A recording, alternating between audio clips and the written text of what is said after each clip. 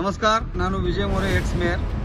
ಈ ಉದ್ಯಮಬಾಗ್ನಲ್ಲಿ ಹೊಂಡಾಯಿ ಶೋರೂಮ್ ಪಕ್ಕದಲ್ಲಿ ಒಂದು ನಮ್ಮ ಮಹಾನಗರ ಪಾಲಿಕೆ ವತಿಯಿಂದ ಒಂದು ಲಕ್ಷಾಂತರ ರೂಪಾಯಿ ಖರ್ಚು ಮಾಡಿ ಶೇಡ್ ಕಟ್ಟಿದ್ದಾರೆ. ಆ ಶೇಡ್ನಲ್ಲಿ ಇಡೀ ಊರಿನಾಗಿಂದ ಏನೇನು ಕಚರ ಜಮಾ ಆಗ್ತೈತೆ ಅದು ಸೆಗ್ರೇಷನ್ ಮಾಡೋ ಸಲುವಾಗಿ ಶೆಡ್ನಲ್ಲಿ ಇಟ್ಟಿದ್ದಾರೆ.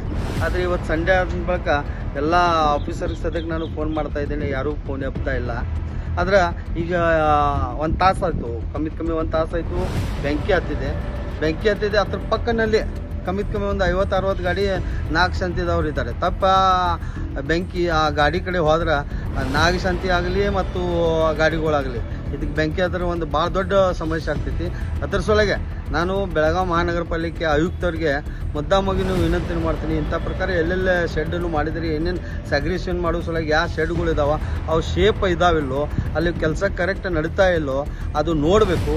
ಈಗ ಸಂಡೇ ಅಂದ್ಬೇಕು ಯಾರೂ ಬರ್ತಾ ಇಲ್ಲ. ನಾನೇ ಸ್ವತಃ ಫೈರ್ ಬ್ರಿಗೇಡ್ದವ್ರಿಗೆ ಫೋನ್ ಹಚ್ಚಿ ಹೇಳಿದ್ದೀನಿ, ಫೈರ್ ಬ್ರಿಗೇಡ್ ಹೀಗಾಗಿ ಗಾಡಿ ಬರ್ತಾ ಇದೆ. ಆದರೆ ಮಹಾನಗರ ಪಾಲಿಕೆ ಆಯುಕ್ತರಿಗೆ ಮುಂಜಾನೆ ಅದು ಸ್ವಲ್ಪ ಸಿಟಿನಲ್ಲಿ ಅಡ್ಡಾಡಿ ಏನು ಅಡಚಣೆ ಇದಾವೆ ಏನೆಲ್ಲ ನೋಡ್ಬೇಕಂತೇಳಿ ಆ್ಯಸ್ ಅ ಎಕ್ಸ್ ಮೇಯರ್ ತಮಗೆ ಒಂದು ವಿನಂತಿ.